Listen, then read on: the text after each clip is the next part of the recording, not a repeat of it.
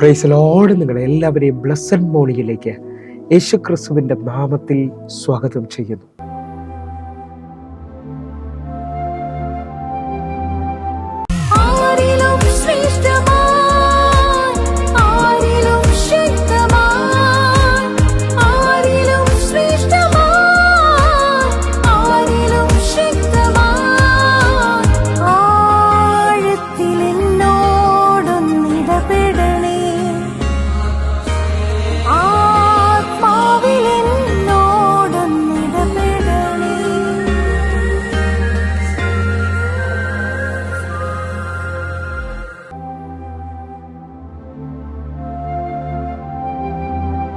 പ്രിയരെ, അനുഗ്രഹിക്കപ്പെട്ട ഒരു പ്രഭാതം കൂടെ നമ്മുടെ ജീവിതത്തിൽ അനുവദിച്ചു തന്ന വലിയവനായ ദൈവത്തെ നമുക്ക് ഒരുമിച്ച് ചേർന്ന് നന്ദി പറയാം.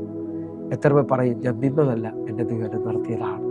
ഒന്നുകൂടെ പറഞ്ഞു കഴിഞ്ഞാൽ 2025 മാർച്ച് മാസം 21 തീയതി വരെയും എന്നെയും എൻ്റെ കുടുംബത്തെയും കണ്ണിലെ കൃഷ്ണമണി പോലെ സൂക്ഷിക്കുകയും വിടുവിക്കുകയും ചെയ്ത വലിയവനായ ദൈവത്തിന് നന്ദി പറഞ്ഞുകൊണ്ട് ഈ പ്രഭാത ചിന്തയിലേക്ക് നമുക്ക് ഒരുമിച്ച് അടുത്തു വരാം. നിന്റെ സ്റ്റേജുകൾക്ക് മാറ്റം കൊണ്ടുവരുന്ന ദൈവം. പ്രിയരെ, പ്രാരംഭ വാക്യത്തിലേക്ക് ഉൽപ്പത്തി പുസ്തകം 41 അധ്യായം അതിന്റെ 14 വാക്യം. ഉടനെ ഫറവോൻ ആളയച്ച് യോസഫിനെ വിളിപ്പിച്ചു. അവർ അവനെ വേഗത്തിൽ കുണ്ട്രയിൽ ഇറക്കി. അവൻ ക്ഷൗരം ചെയ്തു വസ്ത്രം മാറി ഫറവോന്റെ അടുക്കൽ ചെന്നു. പ്രിയരെ, ഈ പ്രഭാതത്തിൽ ദൈവം നമ്മോട് ഇടപെട്ട അനുഗ്രഹിക്കപ്പെട്ട വചനത്തിനായി നമുക്ക് ഒരുമിച്ച് ചേർന്ന് ദൈവത്തിന് നന്ദി പറയാം. എത്ര പേർ പറയും, എൻ്റെ സ്റ്റേജുകളെ മാറ്റുന്ന ഒരു ദൈവമുണ്ട്. ഇന്ന് പലരും ഈ പ്രഭാതത്തിൽ എന്നെ കേൾക്കുമ്പോൾ വളരെ ദുഃഖിച്ച് കരഞ്ഞ് ഇനി മുമ്പോട്ട് വഴിയില്ല എന്നൊക്കെ പറഞ്ഞ് ഭാരപ്പെട്ടിരിക്കുന്നവരായിരിക്കാം. എന്നാൽ ഈ പ്രഭാതത്തിൽ കേൾക്കുന്ന ഈ വചനം എന്നോടും നിങ്ങളോടും വിളിച്ചു പറയുന്നു, കാരാഗ്രഹത്തിൽ നിന്ന് പുറത്തു കൊണ്ടുവരാൻ കഴിയുന്ന ഒരു ദൈവമുണ്ട്. ഹല്ലേലൂയ. ലോകം മുഴുവൻ യോസഫിനെ നോക്കിയിട്ട് വിളിച്ചു പറഞ്ഞു കാണാം, ഇനി ആ കാരാഗ്രഹത്തിൽ നിനക്ക് പുറത്തു വരാൻ പറ്റത്തില്ല, നിന്റെ വസ്ത്രം ഒരിക്കലും മാറത്തില്ല എന്നുള്ളത്. ഇതാ ഞാൻ ആത്മാവിൽ വിളിച്ചു പറയുന്നു, എൻ്റെ ദൈവത്തിന് നിന്നെക്കുറിച്ചൊരു പദ്ധതി ഉണ്ടെങ്കിൽ ഒരു കാരാഗ്രഹത്തിന് നിന്നെ ഒതുക്കാൻ കഴിയത്തില്ല. എൻ്റെ ദൈവം നിന്നെ പുറത്തു കൊണ്ടുവരും.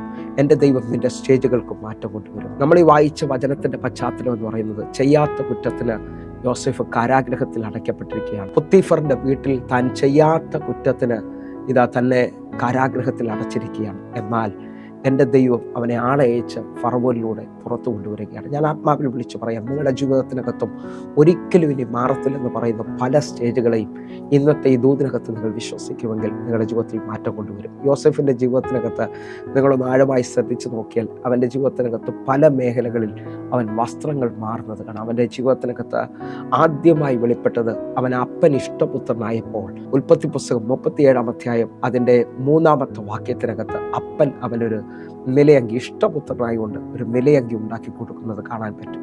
ആ നിലയങ്കി എപ്പോൾ അവൻ്റെ മേളിൽ വെളിപ്പെടുമോ ബാക്കിയുള്ള സഹോദരന്മാർക്കെല്ലാം അവനോട് അസൂയയും അവനോട് ഇഷ്ടമില്ലാതായി തീരുകയും ചെയ്യുകയാണ്. ഹല്ലേലൂയ. അവർ അവന് വിരോധമായി ചിന്തിക്കുകയും അവനെ പൊട്ടക്കിണറ്റിലേക്ക് വലിച്ചെറിയുകയും അവന് അപ്പൻ കൊടുത്ത ആ നിലയങ്കി അവർ ഊരിയെടുക്കുകയും ചെയ്തു. എന്നാൽ അവിടുന്ന് അവൻ്റെ സഹോദരന്മാർ അവനെ 20 കാശിന് വിറ്റുകളയുന്നത് കാണാൻ പറ്റും. എന്നാൽ 39 അധ്യായം 1 വാക്യത്തിനകത്ത് ഇതാ പൊത്തീഫർ ഇശ്മായേലിയരുടെ കയ്യിൽ നിന്ന് അവനെ വില കൊടുത്തു വാങ്ങിക്കുകയാണ്. അടിമച്ചന്തയിൽ നിന്ന് വസ്ത്രമില്ലാതെ നിൽക്കുന്നിടത്തുനിന്ന് ഇതാ പൊത്തീഫർ അവനെ വില കൊടുത്തു വാങ്ങിച്ച് പൊത്തീഫറിന്റെ വീട്ടിൽ കൊണ്ടുവന്ന് അവന് പുതിയ വസ്ത്രം കൊടുക്കുകയാണ്. ആ ചില ദിവസങ്ങൾ കഴിഞ്ഞപ്പോൾ, ചില മാസങ്ങൾ കഴിഞ്ഞപ്പോൾ പൊത്തീഫറിന് അവനോട് ഇഷ്ടം തോന്നി. അവൻ്റെ വീട്ടിലുള്ള മുഴുവൻ അധികാരവും അവന് കൈമാറുകയാണ്. ആ അധികാരത്തിൽ ഞാൻ വിശ്വസിക്കുന്നത് പൊത്തീഫർ അവൻ്റെ വസ്ത്രധാരണത്തിന് വ്യത്യാസം വരുത്തി കാണാം. ആ വീട്ടിൽ ഉന്നത പദവി ലഭിച്ചതോടെ അവൻ്റെ വസ്ത്രത്തിന് വലിയ മാറ്റം വന്നു. എന്നാൽ പൊത്തീഫറിന്റെ ഭാര്യ അവൻ്റെ മേൽ കണ്ണുവെച്ചു. അവനെ പാപത്തിന് നിർബന്ധിച്ചപ്പോൾ തൻ്റെ വസ്ത്രം ഊരിയിട്ട് അവൻ ഓടി രക്ഷപ്പെടുകയാണ്. എന്നാൽ പൊത്തീഫറിന്റെ ഭാര്യ ആ വസ്ത്രം വെച്ചുകൊണ്ട് അവനോട് ക്ലെയിം ചെയ്യുകയാണ്. ഇതാ പൊത്തീഫർ അവനെ ജയിലിലടക്കുകയാണ്. ആ ജയിലിലടയ്ക്കുന്ന അനുഭവത്തിനകത്താണ് നമ്മൾ വായിച്ച വാക്യം വെളിപ്പെടുന്നത്. കാരാഗ്രഹത്തിലേക്ക് വന്നപ്പോൾ കാരാഗ്രഹത്തിൽ അവന് പുതിയൊരു വസ്ത്രം വന്നു. ജയിലിലായിരിക്കുമ്പോൾ ജയിൽവാസികൾ അല്ലെങ്കിൽ ജയിൽ പുള്ളികൾ ഇടുന്ന ഒരു വസ്ത്രമുണ്ട്. ആ വസ്ത്രധാരണത്തിലേക്ക് അവൻ വന്നു. നിങ്ങൾ ശ്രദ്ധിച്ചു നോക്കി, അപ്പൻ ഇഷ്ടപുത്രനായി കൊടുത്ത നിലയാക്കി അത് മാറി അടിമച്ചന്തയിൽ വസ്ത്രരഹിതനായി വന്നു. അവിടെ നിന്ന് പൊത്തീഫർ തൻ്റെ വീട്ടിൽ നിന്നപ്പോൾ ഒരു വസ്ത്രം കൊടുത്തു. അവിടെ നിന്ന് ഉയർന്ന തലത്തിലേക്ക് മറ്റൊരു വസ്ത്രം കൈമാറിയെന്ന് ഞാൻ വിശ്വസിക്കുന്നു. എന്നാൽ തൻ്റെ ഭാര്യ നിമിത്തം ആ വസ്ത്രവും നഷ്ടപ്പെട്ട് അവൻ കാരാഗ്രഹത്തിൽ അടയ്ക്കപ്പെട്ടു. കാരാഗ്രഹത്തിലായിരിക്കുമ്പോൾ അവിടെ അവനൊരു പുതിയ വസ്ത്രം ലഭിക്കുന്നു. ആ വസ്ത്രത്തിനകത്ത് ഇനി ഒരിക്കലും ഒരു മോചനമില്ലെന്ന് ചിന്തിച്ചുകൊണ്ടിരിക്കുമ്പോൾ ഫറവോൻ ആളയച്ച് അവനെ വരുത്തി, ഇതാ അവന് പുതിയ വസ്ത്രം ഇട്ടുകൊടുക്കുകയാണ്. അവിടെ തീരുന്നില്ല കേട്ടോ. 41 അധ്യായം അതിൻ്റെ 42, 43 വാക്യങ്ങൾ നമ്മൾ ഒരുമിച്ച്. ഫറവോൻ തൻ്റെ കയ്യിൽ ഇരുന്ന മുദ്രാമോതിരം ഊരി യോസേഫിന്റെ കയ്യിലിട്ടു, അവനെ നേർമയുള്ള വസ്ത്രം ധരിപ്പിച്ചു, ഒരു സ്വർണ്ണ സരപ്പണികയും അവന്റെ കഴുത്തിലിട്ടു. 43 വാക്യം. തൻ്റെ 2-ാം രഥത്തിൽ അവനെ കയറ്റി മുട്ടുകുത്തുവിൻ എന്ന് അവന്റെ മുമ്പിൽ വിളിച്ചു പറയിച്ചു. ഇങ്ങനെ അവനെ മിസ്രയീം ദേശത്തിനൊക്കെയും മേലധികാരിയാക്കി. എന്നെ കേൾക്കുന്ന ഒരു യോസേഫിന്റെ മേളിലേക്ക് ഫറവോൻ പുതിയൊരു വസ്ത്രം ഇടുകയാണ്. ആ വസ്ത്രം തന്റെ അധികാരത്തെ വെളിപ്പെടുത്തി. അന്നു മുതൽ യോസേഫ് വ്യത്യസ്തനായി തീരുകയാണ്. അവൻ ആ രാജ്യത്തിൻ്റെ മുഴുവൻ മേലധികാരിയായി തീരുന്നു. നിങ്ങൾ വിശ്വസിക്കാൻ പറ്റുമെങ്കിൽ എൻ്റെ ദൈവത്തിന് ഒരുത്തിനെ ഉയർത്താനും താഴ്ത്താനും കഴിയും.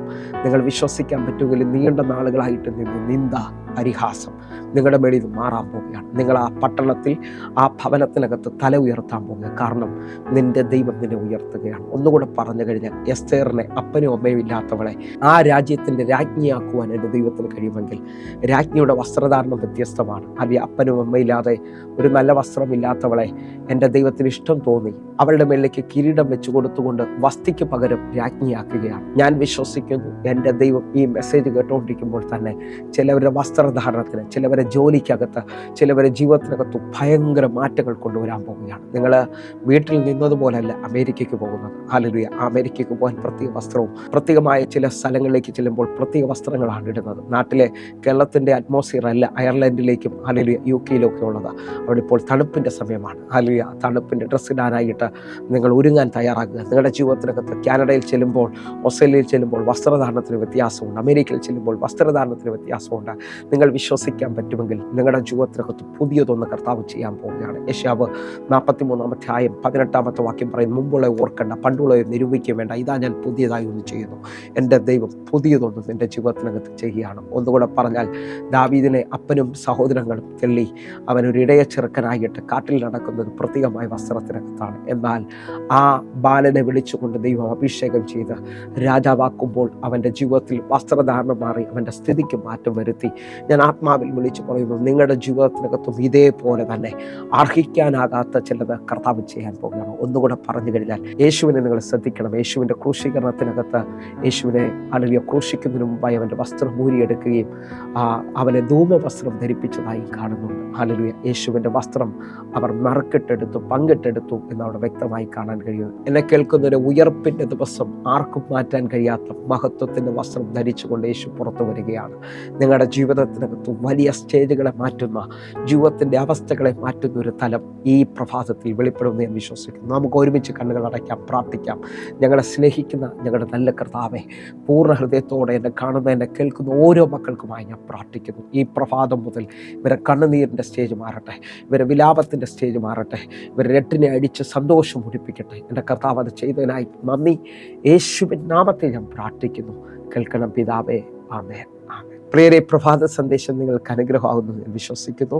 നമ്മുടെ യൂട്യൂബ് ചാനൽ സബ്സ്ക്രൈബ് ചെയ്യും, ഫേസ്ബുക്കിലേക്ക് നിങ്ങൾ ജോയിൻ ചെയ്യണമെന്ന് ഓർപ്പിക്കുന്നു. അതേപോലെ തന്നെ എന്നെ കേൾക്കുന്നവരെ ഈ കാണുന്ന നമ്പറുകളിൽ 811 നിങ്ങൾക്ക് വിളിച്ചാൽ നിങ്ങളുടെ പ്രാർത്ഥന വിഷയം പറയാൻ കഴിയും. 9072 വാട്സപ്പ് നമ്പറാണ്. അതിനകത്തേക്ക് മെസ്സേജ് അയച്ചാട്ട് ഞാൻ തന്നെ നിങ്ങൾക്ക് റിപ്ലൈ ചെയ്യും. കർത്താവ് നിങ്ങൾക്ക് വേണ്ടി വലിയ കാര്യങ്ങൾ ചെയ്യട്ടെ. എല്ലാ ദിവസവും വൈകിട്ട് 6 മണിക്ക് നമുക്ക് സൂമിൽ ആരാധന നടക്കുന്നു. നിങ്ങളെ ക്ഷണിക്കുകയാണ്, നിങ്ങൾ കടന്നു വരണം. കർത്താവിൻ്റെ വലിയ കാര്യം നിങ്ങളെ കാക്കുമാറാകട്ടെ. കർത്താവ് നിങ്ങളെ അനുഗ്രഹിക്കും. God bless you. Amen.